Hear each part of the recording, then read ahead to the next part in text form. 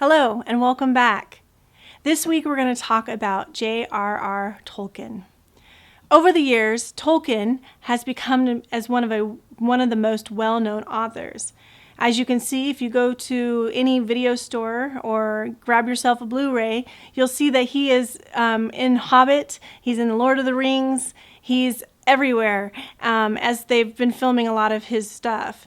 But Tolkien was more... if you were to actually talk to him today, you'd find out that he wouldn't probably be too thrilled with how we've taken his work. And I'll explain more of that in just a moment. Here's just 5 different things you should know about Tolkien. First, he was smart and dramatic. He was a professor at Oxford University, just like C.S. Lewis. He was there for 35 years as a linguist and an expert in Old English and Old Norse languages and literature. Though he probably sounded stuffy to many, he was actually known for being very, very dramatic in his classroom. He was known to show up in era costumes to do his lectures. One big example is that he showed up in chainmail to quote from Beowulf, one of his books. Number 2, he saw himself as more of a scholar than a writer. Fantasy for him was actually just a hobby. It was not something that he really cared too much about. Chances are, if he found out about the Legos that we have of his Lord of the Rings, or that we have video games on him, he probably would not be too happy with those things. He felt that those were not his best works. He was not really proud of them. And he was more proud of things like Beowulf, The Monsters and the Critics, and some of his other scholarly writings. He loved mythology and he loved languages, and we do definitely see that in the works, The Hobbit and The Lord of the Rings. But yeah, he definitely probably would not be super happy with what we've done with his works. Number 3, he liked inventing languages. He was just in love with them. And you see it in the Elvish language in Lord of the Rings and The Hobbit. You see that kind of come alive. He loved to make up fake languages. He loved to take old languages and revive them. His work, Flower of the Trees, was first original work written in a Gothic language over 1,000 years ago.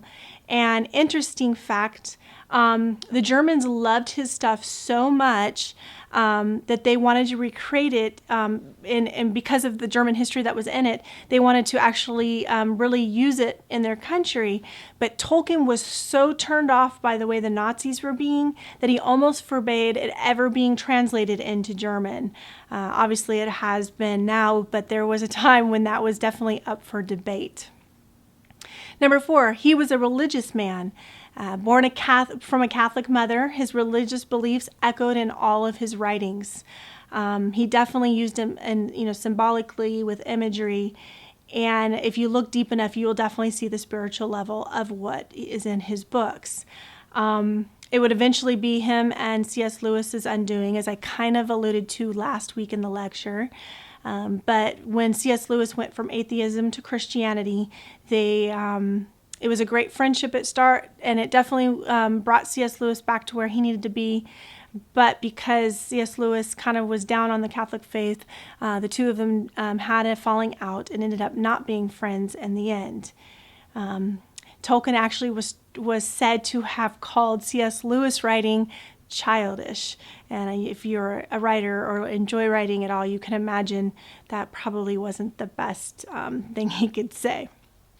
Number 5, Tolkien's life experiences were in his writing. He had kind of a tragic life in a lot of ways. At age 12, his mother died of diabetes, and he didn't allow that to hold him back, though. As a child, Tolkien was bitten by a baboon spider, and some believe that that's what shows up in a lot of his stories. You find these hideously big, awful spiders was because of that experience. He served in World War I in France, and some believe that the journey of Lord of the Rings is somehow equated to his time in the trenches during the war. The sadness of losing people in war definitely comes through in his writing.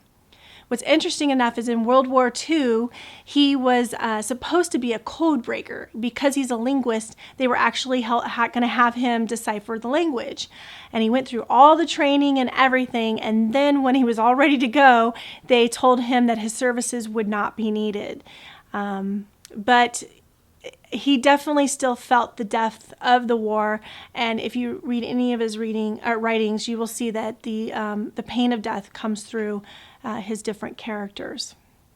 And then number 6, many of his works were written after his death, which is very interesting. He has done more posthumously, the most best-selling authors do while alive.